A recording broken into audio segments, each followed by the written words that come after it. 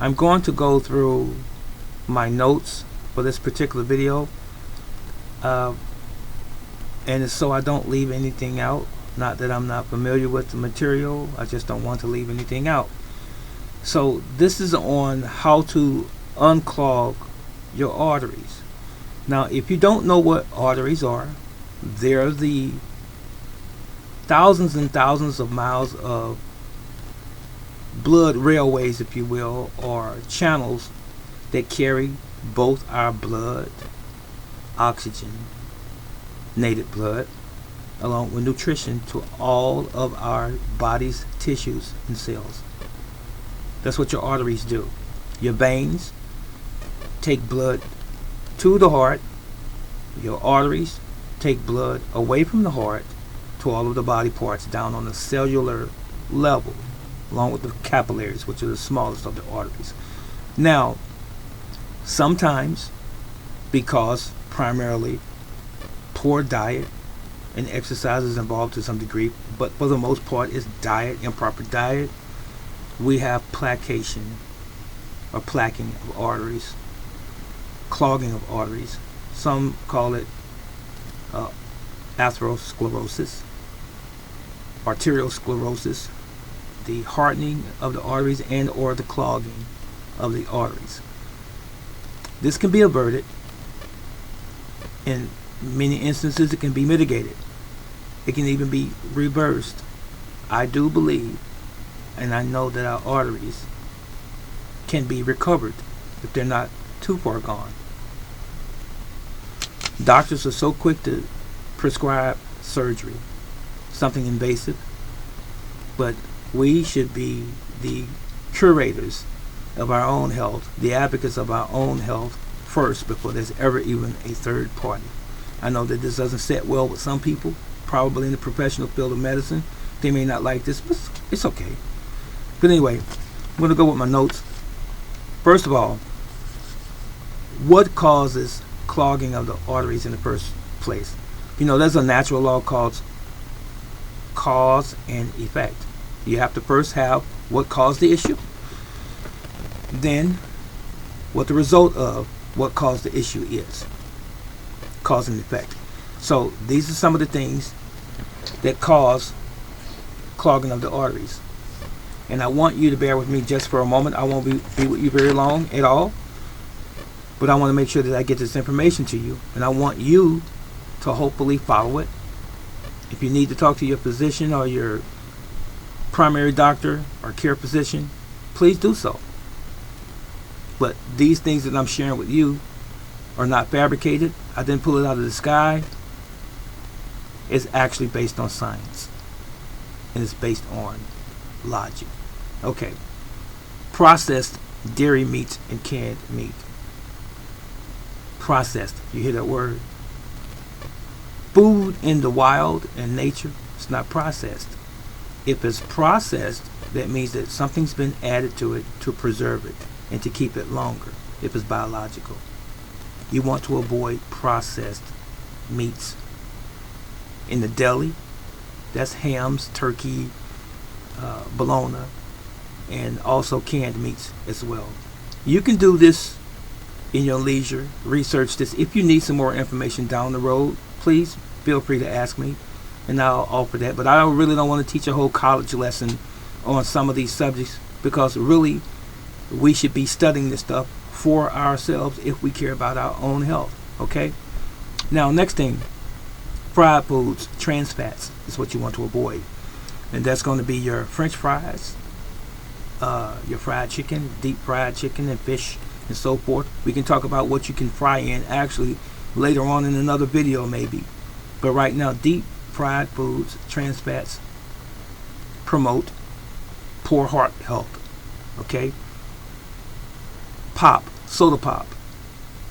I know, Pepsi, Coke, even the non-brand or popular brand sodas, a lot of sugar. These things can elevate your blood pressure. Now notice that as I'm going through this, I'm talking about what clogs your arteries. Right in conjunction with that is going to be hypertension or high blood pressure. If your artery is here, It begins to close because of the placation or the calcification, if you will, of the walls. It's going to be hard for the blood to push through, hence hypertension and high blood pressure. Okay? Now, potato chips, saturated fats. Again, I know we like them. We like our Doritos and our Lay's and our Grippos and all these other potato chips that we like, Husman's or what have you, if they're still around, Mike Sells and that, depending on where you are. Deep fried what? Potatoes. Not good for your heart. Doughnuts. Oh, that's another culprit. Doughnuts are what? They're fried. Did you not know that? Even baked cookies. Anytime you start dealing with what? Wheat, various flours, various grains, and baking them, not good for your heart. Saturated fats again, and sugar. Another one that we love, I used to eat it, but there are sorbets, I believe, and some ice milks and so forth that you can use as a substitute for the old popular ice cream. Saturated fats and sugar again in the ice cream. It's not good for your heart. Not regular ice cream. Okay, fancy coffee. That's the other one. Notice that I said fancy coffee. I'm not talking about regular coffee, because it's been proven scientifically in labs that, or laboratories for some, that coffee has an antioxidant effect in most people. It does. So it's the creams and the sugars and the flavors in the coffee, like your Starbucks type, these kind of things, these gourmet coffees, those things are not good for your heart. Okay? Now, this is what we should do. I'm going to give you about 11 things that you can start to include in your diet if you don't already do this. After you get rid of the processed stuff, all of the things that I just mentioned, and everything that is akin to those things. Alright? Here's about 11 things I'm about to tell you that you should make sure that you keep on hand. Okay? And start implementing them. Then your clogged artery situation will be staved off, number one, or it will be reduced. Okay, now, cayenne pepper. Cayenne pepper helps to move your blood. Move. Keep the pathway going. All right? Also, green tea. Real green tea. Organically grown green tea. Leafy green vegetables. Okay? Pomegranates. Turmeric. That's that spice that's used in a lot of Asian cuisines, like Indian, for example, curries and so forth. Turmeric. Extra virgin olive oil. There's a lot of counterfeits out there that are really cheap in price. Beware. We're looking for the highest quality of virgin or extra virgin olive oil, and it usually is going to cost a little bit more, but it has some beautiful omega-3 fatty acids in it. Okay, you need that in your body. Garlic. Love garlic. Garlic thins out the blood. It's a natural blood thinner, plus it's an antibiotic as well. Natural. Garlic is. Active ingredient is allicin. Let me tell you something. While we're here, here's some garlic right here. Can you see that? I'm going to turn it this way. See that little green, yellowish piece right there in the middle? That's the allicin. You have to crush or cut your garlic. Leave it sit for about 5-10 minutes. After you do that, it activates that allicin, which is the active ingredient. You should chew it up even if you're going to eat it. Some people say, I don't like the taste, I don't like the odor. Oh well, I guess you won't be in good health. Garlic is beautiful. It's wonderful. It helps to mitigate a lot of diseases or potential diseases as well. Don't forget I said it's a natural antibiotic. Most doctors, conventional, don't want you to know that. Alright. Now, avocados. Omega-3 fatty acids again. Those are really healthy. Avocados. And ginger. Got a piece of that right there. This is ginger. if you don't know what it is. Ginger and turmeric in the same family. Now, I believe I touched on everything here except one last item. Let me tell you this. When you have a diet that is full of processed foods, denatured foods, don't think that your body doesn't know what it is. It doesn't know what it is. Don't think that your body doesn't know that that's not real food. This body that was given to us is all intelligent. From the top of our head to the soles of our feet, our bodies are intelligent. It recognizes real food because we came from the earth, right? Now, if you put something in your body that's counterfeit, for the most part, your body will realize that it's not, and it will become inflamed. Inflammation. Okay? Warning signs, something's going on. Oh, I've got heartburn, my stomach hurts, I have a headache, I'm having body aches and so forth, I'm having acne, I'm having all these other things going on, irritable bowel syndrome and so forth, maybe even Crohn's disease or diverticulitis, whatever. Your body knows what's real and what is not real. Start putting real food, whole food in your body. It will thank you, and it will last you longer, much longer. So I said that to say this, talking about the arteries again. When we put all of these denatured foods in our bodies, oftentimes when it's in your blood, it ends up. I'm sorry for that little break, but what I was going to say was this.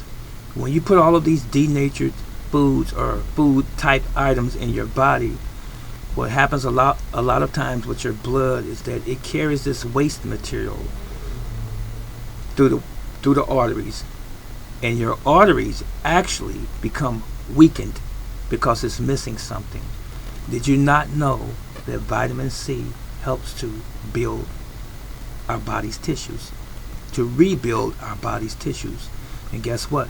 Your arteries are a key component of being rebuilt or maintained by vitamin C. When you lack vitamin C in your diet, which is a water-soluble vitamin that your body does not store, when you lack that, your artery walls become weakened.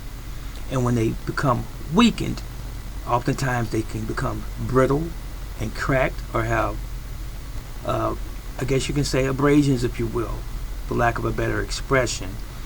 And so your body, your mind, says, oh, there's a weakness in those arteries, so let's send some plaque. And this plaque is going to be in the form of cholesterol/calcium. And it's going to start to patch those walls up in the weakness of those arteries. True story. And when it begins to continue to do that, the longer you continue to eat this poor diet, you're going to have more inflammation in your body and your arteries, and those artery walls are going to break down, and the more plaque is going to continue to build up inside those arteries. And guess what? As the plaque is building up, it's going to start to narrow the passageway through the artery, and guess what? It's going to be hard for the blood to get through, hence hypertension, high blood pressure. That's it. So to avoid that, make sure that you eat whole foods, real foods, complete foods, not packaged foods with a lot of extra 20, 30, 40 ingredients that you can't even pronounce. That's not good for us. It's good for the food manufacturer because they're making billions of dollars off of our ignorance. Okay? So, now, I said lemons and limes, you want to take those, right? On a regular basis.